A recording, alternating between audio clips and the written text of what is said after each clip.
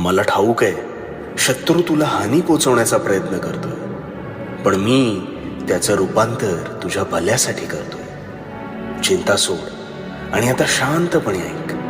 मनातील सर्व इच्छा ह्या पूर्ण होतील.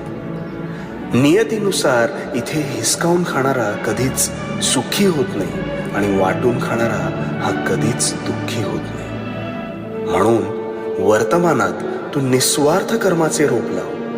कोणाच्या आशेवर अथवा मदतीला अवलंबून राहू नकोस, कारण त्या रोपावर येणाऱ्या फळावर अधिकार हा फक्त आणि फक्त तुझाच असेल. कर्म शुद्ध ठेव आणि हो, भिवू नकोस कारण मी तुझ्या पाठीशी. भिवू नकोस, मी तुझ्या पाठीशी.